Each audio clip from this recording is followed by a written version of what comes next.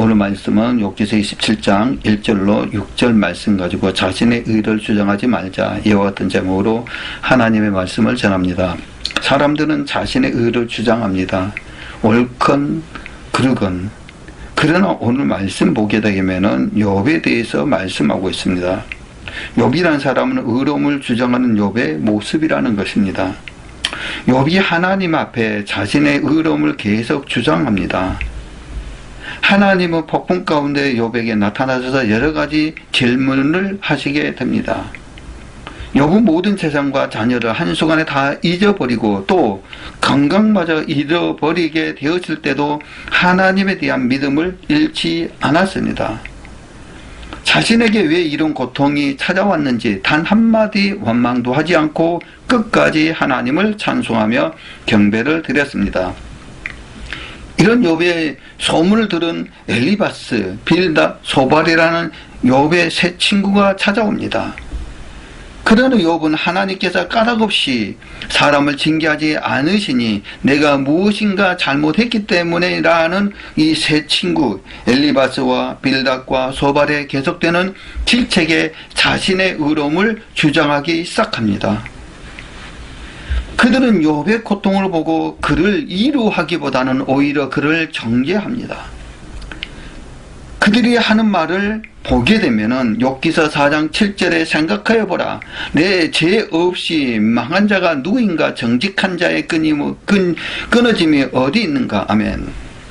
죄 없이 원망하는 자가 없고 정직한 자의 끊어짐이 있을 수 없나니 욥이 그 같은 고난을 당하는 것은 필경 그가 하나님 앞에 죄를 범했기 때문이라는 것입니다. 또 욥기서 8장 4절의 말씀 보게 되면 빌닷의 말입니다. 내 자녀들이 주께 득자했으므로 주께서 그들을 그 죄에 붙이셨나니. 아멘. 욥의 자녀들이 하루아침에 죽는 것이 우연히 일어난 일이 아니라 필경 그들이 하나님 앞에 득죄하였기 때문에 하나님께서 그들의 죄대로 그들을 치신 것이라고 말씀합니다. 또 소발에 말씀합니다. 욥기서 11장 6절에 지혜의 오묘로 내게 보이시기를 원하느니 이는 그의 지식이 광대하심이라. 너는 알라. 하나님의 벌하심이 내 죄보다 승경하니라. 아멘. 빌닷 또 소발, 엘리바스 모든 사람들이 욥에 대해서 원망하고 욥에 대해서 이야기하고 있습니다. 하루아침에 모든 재산이 물거품처럼 사라지고 사랑하는 10명의 자녀들까지도 다 잃고 아내마저 떠나버리는 엄청난 고난, 그 고난당하는 욥에게 너는 알라. 하나님의 벌하심이 내 죄보다 경하니라 라며 질책합니다. 이와 같은 세 친구의 계속되는 질책에 욥은 조금씩 하나님의 어떤 분이신가를 잊어버리고 자신의 의로움을 주장하기 시작합니다. 그러다가 하나님께서 자신의 의를 빼앗아 자기로 그 같은 저주를 당하게 하신 것이라고 주장하면서 비록 하나님은 그렇게 하셨을지라도 자신은 죽기까지 순전함을 버리지 않겠다고 말을 합니다.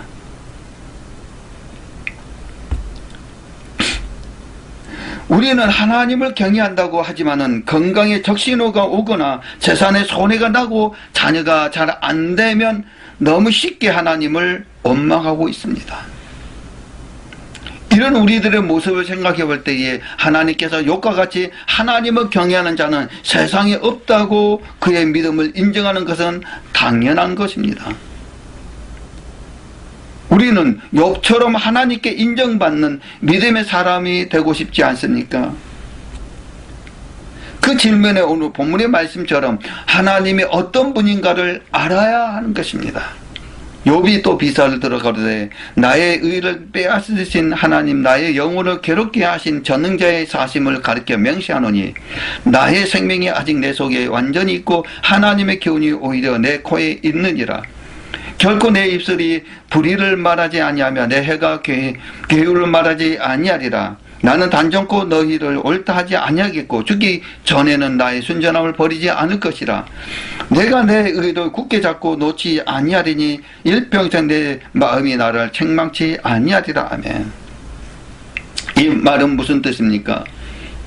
욥이 하나님 앞에 자신의 의로움을 계속 주장하자 하나님은 폭풍 가운데 나타나셔서 여러 가지 질문들을 통해 하나님은 어떤 분이신가를 가르치시기 시작합니다. 자신의 자신은 의로운데 하나님이 자신에게 애매한 고통을 준다. 한마디로 욥 자신이 하나님보다 더 의롭다고 고백하는 것입니다. 참으로 어처구니 없는 말이 아닐 수가 없습니다. 뿐만 아니라 욥기서 31장에서도 욥은 자신이 얼마나 의로운 삶을 살아왔는지 조목조목 나열하기 시작합니다.